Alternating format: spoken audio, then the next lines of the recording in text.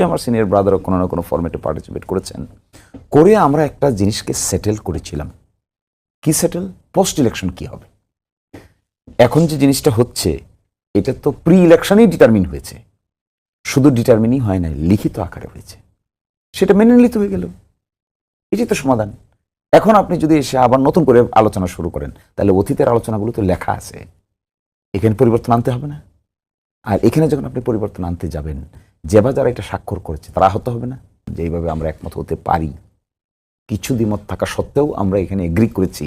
21 নম্বর সিরিয়ালে ছিল বিএনপি, জামাত ইসলামী ছিল 22 নম্বর সিরিয়ালে। তো সকলেই স্বাক্ষর আমরা করলাম।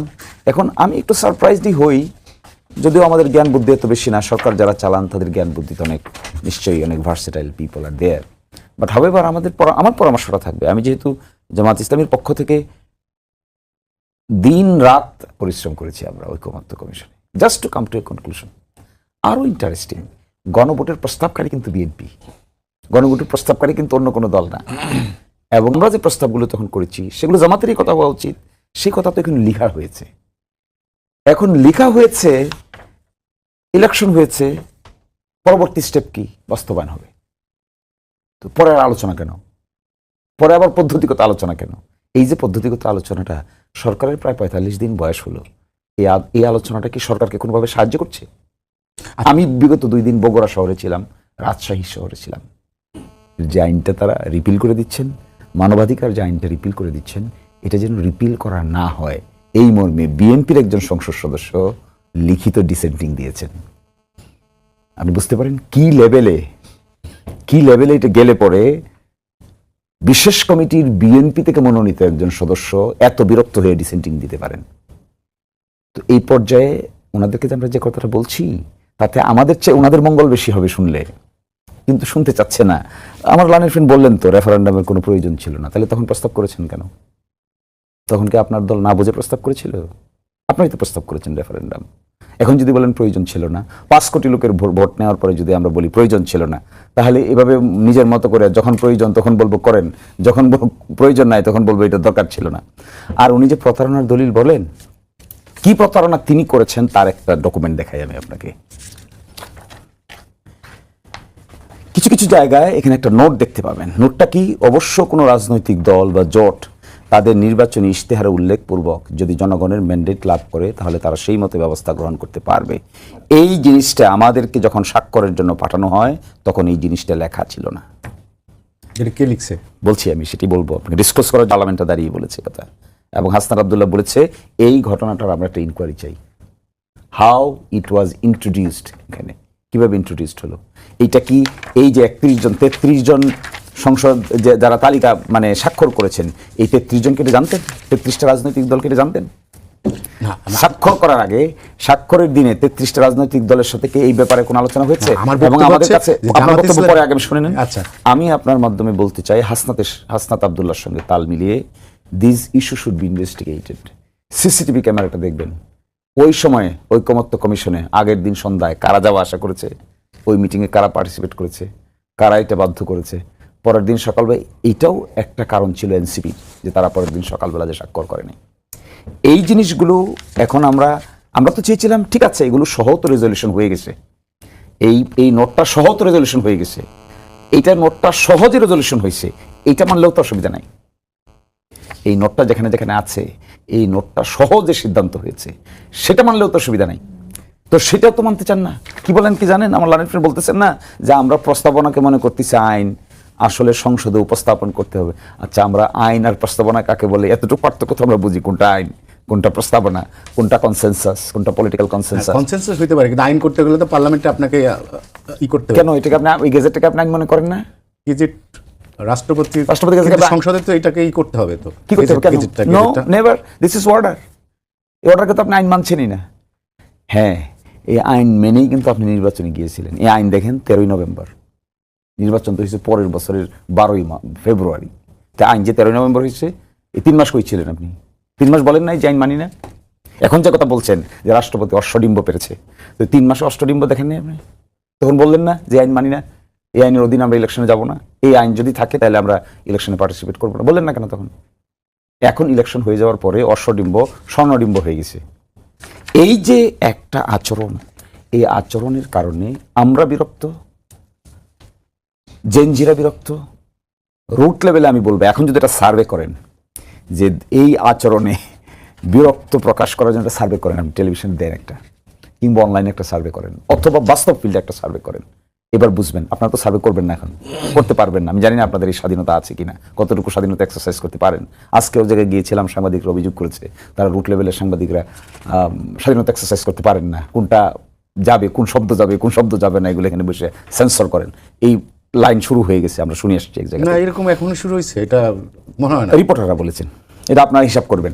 তো সেই সার্ভেটা আমি আপনাদেরকে আহ্বান জানাবো, আপনাকে তো one of the established outlet, একটা ইন্ডিপেন্ডেন্ট সার্ভে করেন তো, যে সরকার যে পলিসিটা নিয়ে বিতর্ক ডেভেলপ করছে, অতীতের কথা বর্তমান কথায় মানুষ বিরক্ত নাকি সন্তুষ্ট, তাহলে দেখবেন রেজাল্টটা কি আসে। মাসুদ আহমেদ তালুকদার, সরকারের প্রতি জনগণ বিরক্ত এবং উনি বলছে সার্ভে করার জন্য, যে দেখবেন বিএনপির লোক এই সার্ভেতে অংশ নিয়ে সরকারের বিরুদ্ধে কথা বলবে। আপনার কি তাই মনে হয়? আমার কি মনে হয় আমি আপনাকে বলছি, একটু অপেক্ষা করেন, আপনি শুনতে পারবেন। দেখুন, আমার বন্ধু যে জিনিসটা পড়ে শোনালো, অবশ্য কোনো রাজনৈতিক দল বা জোট তাদের নির্বাচনী ইশতেহারে উল্লেখপূর্বক যদি জনগণের ম্যান্ডেট লাভ করে, তাহলে তারা সেই মতে ব্যবস্থা গ্রহণ করতে পারবে। আপনি এইখানে দেখেন 22 নম্বরে জামাত ইসলাম স্বাক্ষর করেছে।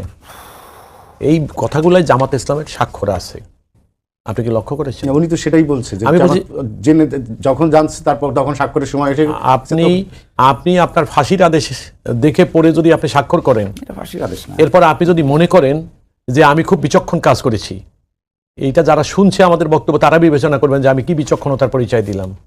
আপনি, মজার ব্যাপারটা হলো কোনখানে, আপনি জুলাই সনদ যখন স্বাক্ষর করতে গেলেন, জুলাই সনদ যখন স্বাক্ষর করতে গেলেন, তখন গিয়ে বললেন যে খসড়ায় ওনারা আগে স্বাক্ষর করে আসছিলেন, তার সঙ্গে মূলটা মিলছে না। আমার বন্ধু বলছে খসড়ায় আমাদের স্বাক্ষর করতে, তার খসড়ার কপি আছে আমাদের। আপনারাই বলেন না খসড়া আর মূল এক জিনিস হয় কিনা। ধরে নিলাম ওনারা যদি জানেন যে ওনাদের অজান্তে এই বিষয়টাকে এখানে ইনসার্ট করা হয়েছিল, তাইলে ওনারা স্বাক্ষর করার পূর্বে আজ পর্যন্ত, উনি আমার বন্ধুর মুখ দিয়ে আজকে শোনার আগ পর্যন্ত আপনি কোথাও শুনেছেন যে জামাত ইসলামের কোনো গুরুত্বপূর্ণ নেতা বা আমার বন্ধু কখনো কোথাও বলেছেন যে এখানে এই জিনিসটি আমাদের সঙ্গে ওই তৎকালীন সরকার প্রতারণা করে এখানে ইনসার্ট করেছে? আবার যেটা উনি বললেন যে বিএনপি প্রতারণা, আসলে বিএনপি প্রতারণা করে নাই। প্রতারণা আজকে কে করছে? যেই লোক সম্মত হয়ে যেখানে স্বাক্ষর করে দিয়ে চলে আসলেন, যে রাজনৈতিক দল, সেই রাজনৈতিক দল যদি বলে যে খসড়ায় ওইটা ছিল না, মূলটা এটা ছিল, আমরা বাধ্য হয়ে সকালবেলা স্বাক্ষর করে আসছি, তখন পরিবর্তনের কোনো সুযোগ ছিল না, তাইলে আপনারাই চিন্তা করে দেখেন যে জনগণের সঙ্গে আসলে মূলত প্রতারণা কারা করছে? বিএনপি করছে না তারা। এখন আপনি যে কথাটা বলেছেন, দেখেন জুলাই সনদ যদি আইন হবে, তাহলে ওনারা বিএনপির বিরুদ্ধে অভিযোগ কি? সনদ কিন্তু আইন না, বারবার ভুল বলছেন। আমি আবারও সনদকে আইন বলছি না, আমি না গেজেটটা, জুলাই সনদের ওই বিষয়গুলো উনি তো গেজেটটাকে আইন বলছে। ইফ ইট ইজ ল, তাহলে এটা নিয়ে আর আলোচনার কি আছে? এটা তো ল হয়েই গেছে। ছিল মানছেন না, দেখি না মানার কি আছে? তার মানিটা কি? তাইলে এটা আইন হয় না। আপনারা মানুষকে বিভ্রান্তিতে ফেলতে চাইছেন যে এইটা একটা গেজেট নোটিফিকেশন হওয়ার কারণে এটা আইন হয়ে গেছে। এটা যে আইন না, এটা আপনারা বুঝতে পেরেছেন। এবং আপনি দেখেন যে সমস্ত বিষয়গুলোর মধ্যে আপনি 12টা জিনিস কিন্তু অর্ডিন্যান্সকে সংসদে আইন হিসেবে, বিল হিসেবে উপস্থাপন করেনি। তার মানে বাকি সবগুলো 44টা করে গেছে আর কি। তাহলে আপনি কি লক্ষ্য করেছেন একটা জিনিস? তাহলে ওনারা যে জিনিসগুলো, মুশকিলটা হলো কোনখানে, আপনি এনসিপি, যে এনসিপির নামে যে অজুহাত আজকে ইনি উপস্থাপন করলেন, আমি এনসিপির কোন নেতার মুখেও কিন্তু সেটা শুনি না। উনি যে পার্লামেন্টের কথাটা যেটা বললেন, মানে পার্লামেন্টে উনি যেটা বলছেন, আমি কিন্তু আজ পর্যন্ত কোনো পাবলিক মাধ্যমে, ওনারা দেখেন ওনারা রাজপথ বেছে নিয়ে, অবশ্য রাজনীতির জন্য রাজপথ একটা উপযুক্ত জায়গা, এটা যারা রাজনীতি করে তারা খুব কমফোর্টেবল ফিল করে, এটা অনেকে করে। আপনি দেখেছেন আমরা যখন গত 16-17 বছর আন্দোলন করেছি সরকারের বিরুদ্ধে, স্বৈরাচারের বিরুদ্ধে, তখন আমরাও রাজপথেই থেকেছি, রাজপথে মার খেয়েছি, নানা কিছু হয়েছে, গুম হয়েছে, খুন হয়েছে। সুতরাং রাজপথে থাকার দোষ না, রাজনৈতিক দলের দাবি রাজপথেই উত্থাপন করতে হয়। আর ইদানিংকালে আবার একটা ফ্যাশন হয়ে গেছে, আমরা রাজপথেও থাকবো, সংসদেও থাকবো। যাই হোক, ওইটা নিয়ে কোনো দোষ নেই, রাজপথ তার কারো একার না, থাকলে অসুবিধা নেই, এটা থাকতেই পারে। কিন্তু আপনি বলেন যে খসড়ায় স্বাক্ষর করে আসলেন, তখন প্রশ্ন তুললেন না, একটা যুক্তিসঙ্গত সময় চলে গেল, কিছু বললেন না। এখন আপনারা চিন্তা করে নানা রকম অজুহাত বানাচ্ছেন, নানা রকম কারণ বানাচ্ছেন। এনসিপি স্বাক্ষর করলো না, তারা কোনোদিনই বললেন না যে আমরা এই কারণে খসড়ায় যাচ্ছিল। তাহলে চূড়ান্তটার সঙ্গে যখন দ্বিমত পোষণ করেন না, আপনি তো ঐক্যমত পোষণ করে আসছেন, আজকে এসে যখন দ্বিমত পোষণ করতেছেন, তখন বরং আমি মনে করি আপনারা চালাকি করছেন, অথবা ওই যে ভাষাটা, যে শব্দটা আপনি ব্যবহার করেছেন, আপনার দল হয়তো সেটাই করেছে, বা সেইটা করতেছে। তো বিএনপির পপুলারিটি দেখেন, আমাদের দুর্ভাগ্য কোথায় জানেন, আমাদের বন্ধুদের অনেক কথা একসময় কিন্তু দেখবেন আওয়ামী লীগের সঙ্গে আমার বন্ধুদের খুব সখ্যতা ছিল তার রাজনৈতিক দলের, এবং অনেক যুগপৎ আন্দোলনও করেছে বিএনপির বিরুদ্ধে, একসাথে রাজনীতিও করেছে। আপনাদের সঙ্গে ছিল না তো সক্ষম? আমাদের সঙ্গে নির্বাচনী জোট ছিল, আমাদের সঙ্গে রাজনৈতিক সখ্যতা এনাদের কোনো সময় ছিল না। কোনো সময় ছিল না। আমাদের সঙ্গে ওনাদের নির্বাচনী জোট ছিল, আমরা সরকারের অংশও বানাইছিলাম ওনাদেরকে, বা ওনারা একসঙ্গে ইলেকশন করে সরকারের অংশ হয়েছিলেন। কিন্তু রাজনৈতিক কর্মকাণ্ডে ওনারা দেখবেন সেই হোসেন মোহাম্মদ এরশাদের সময় 88